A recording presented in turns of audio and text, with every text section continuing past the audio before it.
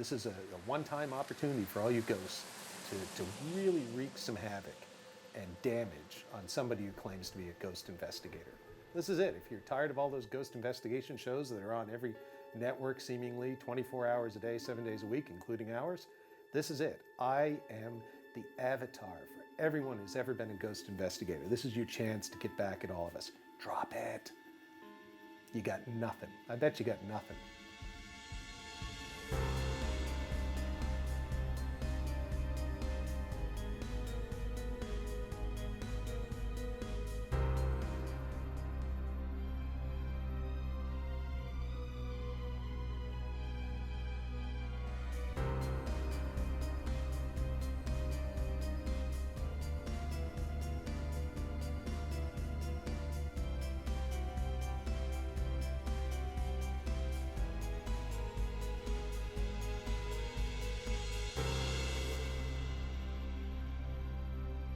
Here we are back in Halifax, Nova Scotia. At the Waverly Inn. Indeed. Gorgeous weather. Yeah, lovely. You know, I actually hear this place might be haunted by Oscar Wilde. Really? Mm. I could believe anything, provided that it is quite incredible. You gonna do that all night? I am. I'm going to quote Oscar Wilde all night. Fantastic. Just so I'm prepared. I feel inspired. It's about time. After you. Very good. This is gorgeous. Hi. Hi, Holly. Calvin Blades. Calvin, nice to meet you. Hi, Calvin. Paul.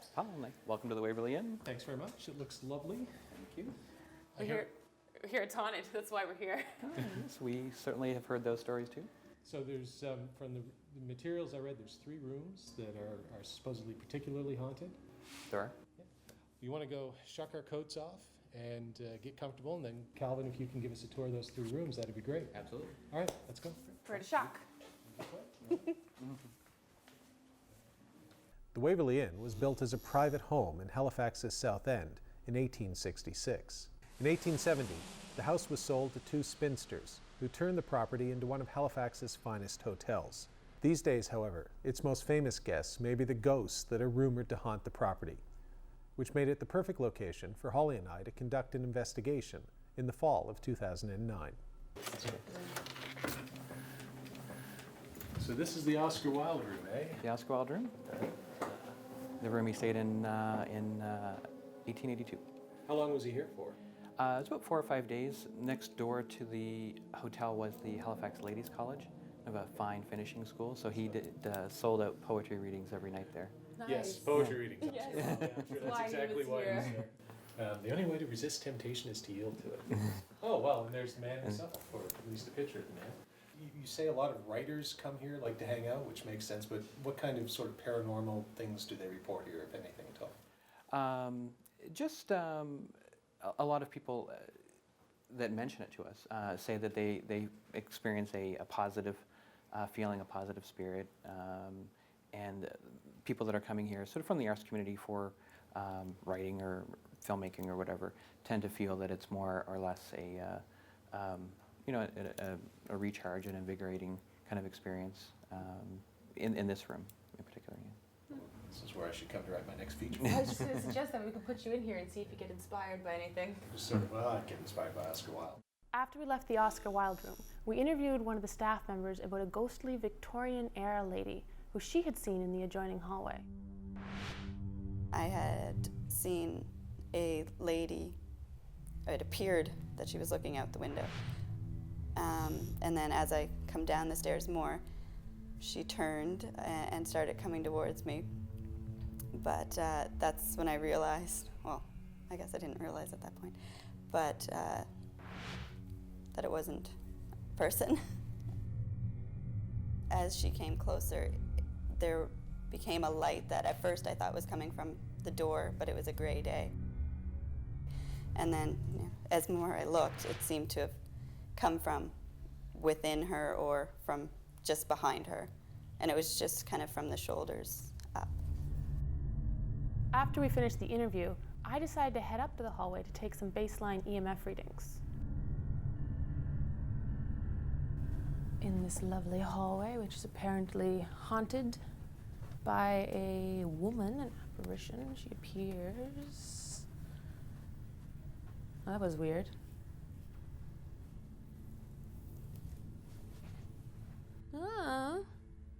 Well, there's a nice little slope to this hallway.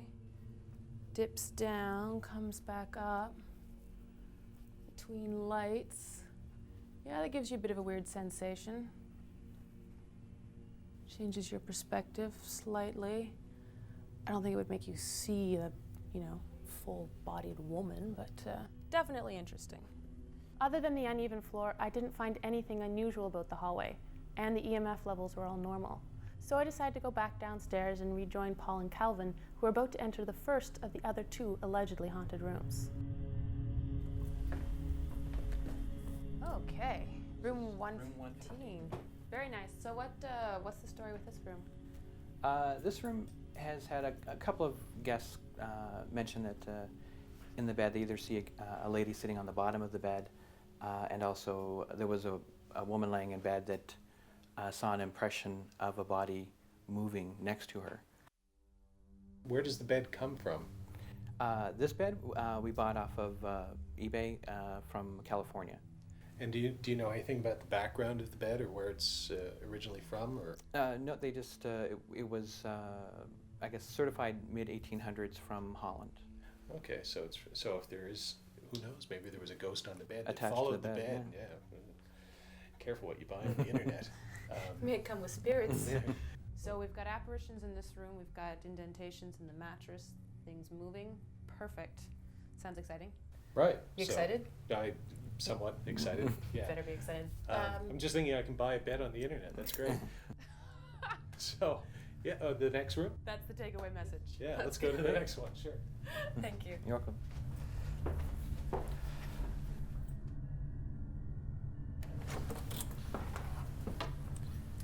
So this is room 103. Welcome to 103. And this is the room with the painting that falls off the wall? The painting that refuses to stay up. Ah. And how many times would you say you've come in and found it? Fallen. 3 for sure. 3 for sure. Myself. And other people have also found it in that state? Yeah, housekeeping have found it. So now when the painting is found, obviously the glass is always broken because it's fallen to the floor. The first time, actually, the glass didn't break. Oh, fantastic. It was flat down on the mat, unscathed. Was the wiring broke on the back at all? No, the wiring And and the hook on the wall were still there. Mm. See, that makes it more interesting. So, anything else going on here, or is the painting the... The painting is the main thing, and this room, again, it was sort of the similar sort of female guest mentioning about a female sitting on the bottom of the bed, another lady. Really? So there's been another female seen in this room as well. Mhm. Do you know, based off their descriptions, whether or not they were similar from the one on the upper floor? The description generally is not for every guest comment, but older woman, long flowing hair, with a gown or nightgown type apparel. Is this the same woman that was seen in the upper hallway? It sounds like. Okay. I just have one more question. Yeah, so do I. Is she single? Is it kind of, how old? No. What was your question? Again? Really? The painting. Do you know anything about the background of the painting? No, and it was just another something that we picked up at an antique auction for the room, and we don't know the history behind it or who owned it before we bought it. Any kind of date on it, do you think? Again, mostly we didn't really buy, everything was kind of Victorian period, 1880, 1890, so that's Somewhere from there. But as much as we know. It did have the original wavy antique glass, which no longer exists. It's too bad. So a lot of the stuff that it seems that you have here in the hotel, the bed in room 115, the painting here, is not original to the hotel. It's stuff that you acquire from elsewhere. Right. Yeah, the hotel went through a bit of a rocky period in the 40s and 50s, and everything that was of value kind of got stripped away, light fixtures, furniture. So when we went to restore it, it was sort of starting from scratch. So in the meantime, you may have acquired a whole bunch of different paranormal entities. When Ghost Cases returns, Holly and I each take a room and try to make contact with the ghosts of the Waverly Inn. Come hither, ghosts.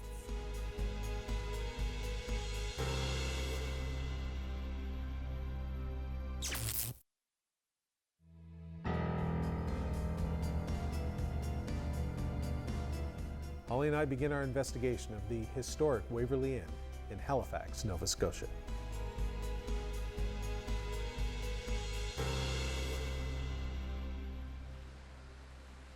After our tour of the inn, Holly and I decided to split up. The Oscar Wilde room was occupied for the evening, so that left us with room 103, where I sat down to hang out with the allegedly haunted painting, and room 115, where Holly set up her audio recorder and her EMF meter. All right, so in this room we had one guest who was lying in bed, I guess, and woke up and there was a indentation on the bed, which wasn't so unusual because she'd been there with her husband earlier, but he apparently had already gone down to breakfast, and apparently she saw the bed actually move around her. That's a little disconcerting, I won't lie. And another woman reported seeing a lady sitting on the end of her bed. Definitely strange. So, EMF reader. What I like about Holly and I conducting separate investigations is that it gives each of us the opportunity to employ our own individual methodology. Holly uses science and shows real compassion for any ghost that might actually be present, whereas I use, well, let's just say I have a different way of doing things. It's an interesting question. Of the three women in that painting, which one would I be most interested in? The one in the center is probably the least good looking, but she can play the piano, or at least it looks like she can play the piano. That's intriguing. She's got musical talent. I used to be a musician. The one on the right looks to be some sort of strawberry blonde redhead, and she's got music in her hands, which indicates that she probably has no musical talent whatsoever, but she's just going to pass it to the girl in the middle. But perhaps she has other talents. Yeah, reading and writing and such. And the one on the left seems to be with a violin. And so she's probably got musical talent too. I'm going to go with the one on the left. She's got that dark red dress. I like it. Wonder if she's here. Okay.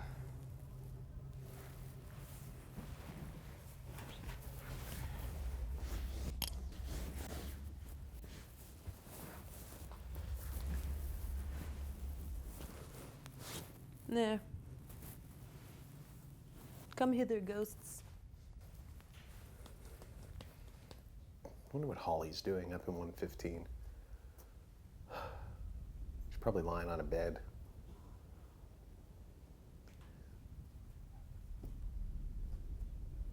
Sitting in a chair, doing the same thing I'm doing, except not reading Oscar Wilde. Come hither, ghost, and ravish me with thy spirit.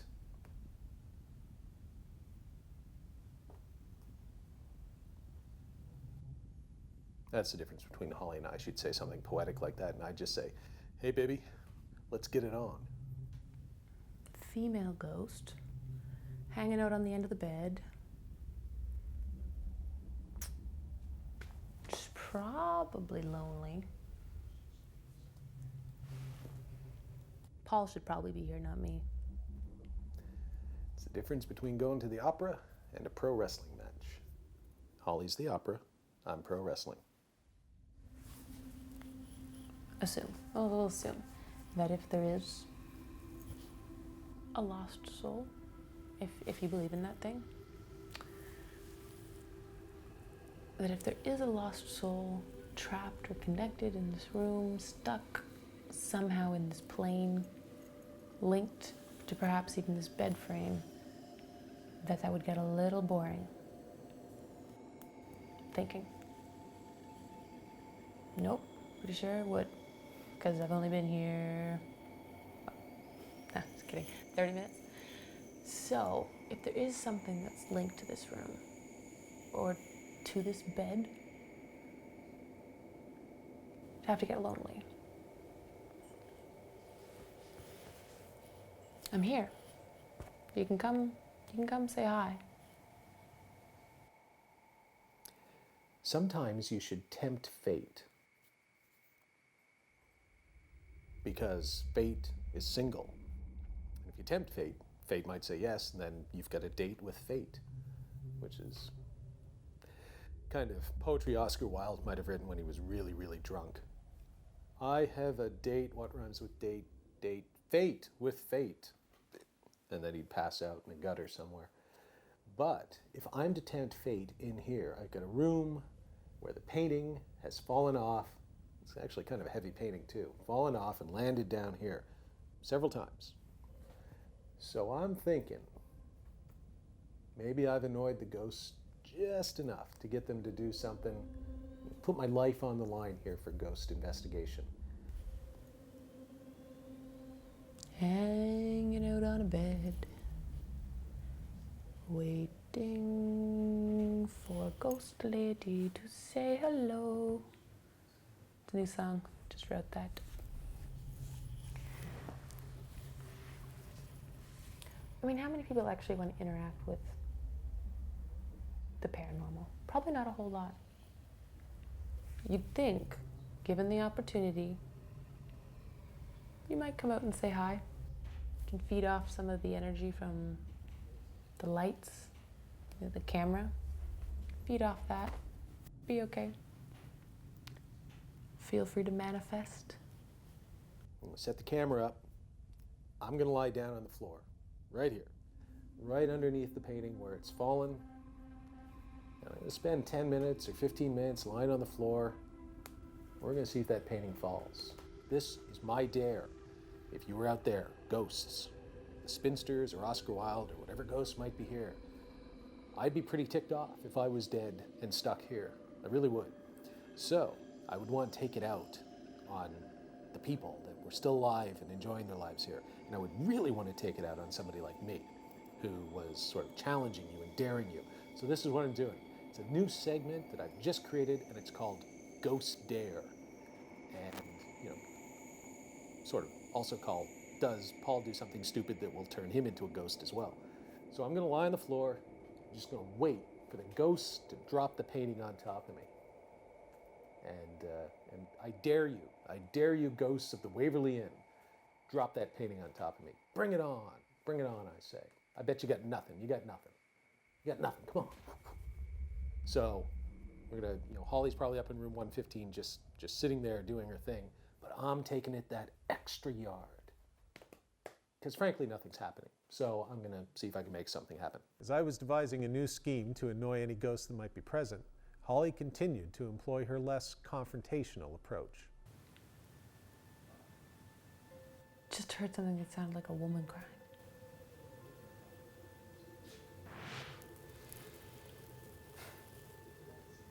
No. Whatever it is, it's gone. It is kind of a heavy painting. Well, if it falls on me, I hope at least it's the chick in the red dress that lands on me. Because it would be apropos that maybe it's the hat that kills me. When Ghost Cases returns, I put my life in the hands of the ghosts of the Waverly Inn. It's not a see-through hat. I can't see anything. This is a little weird.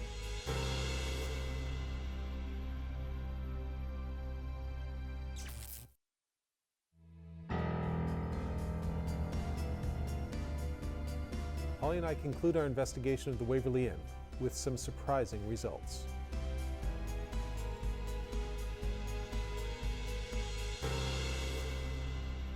Next to me here you can see a mirror, which we've used. It's lying on the floor too. It's pointing up at the painting.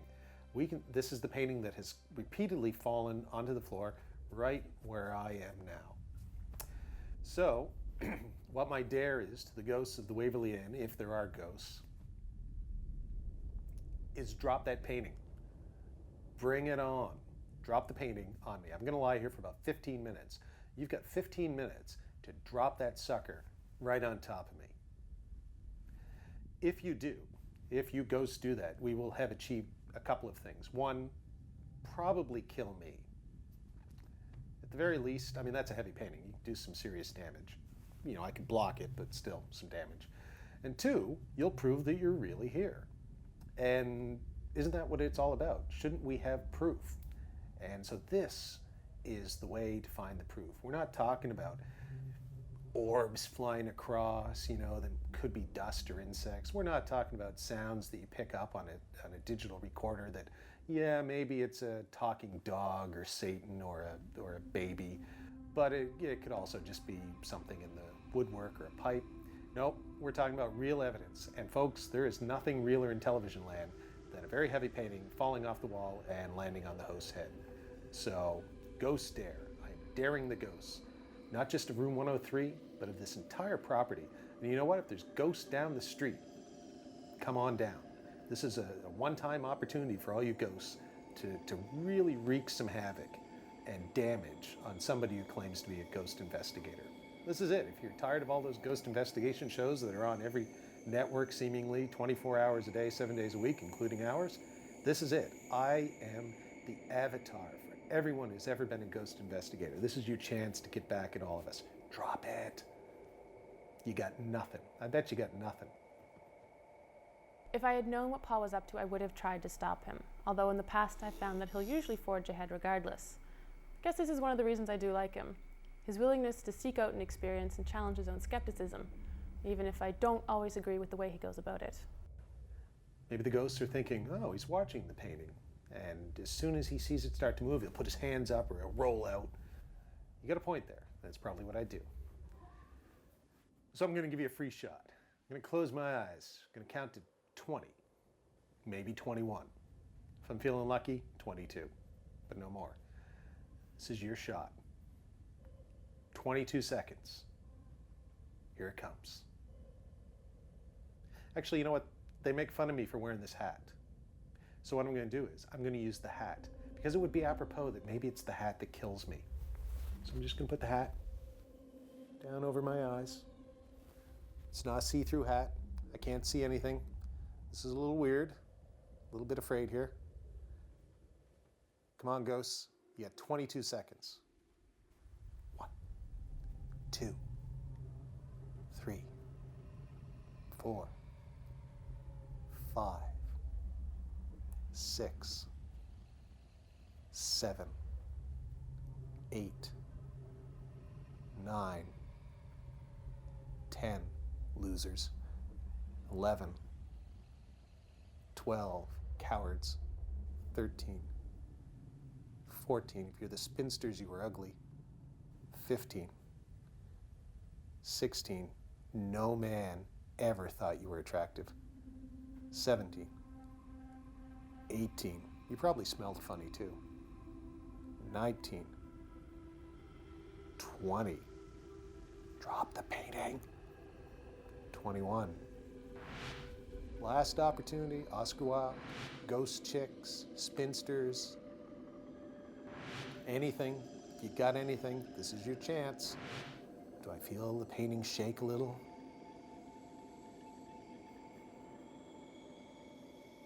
Dad, 22.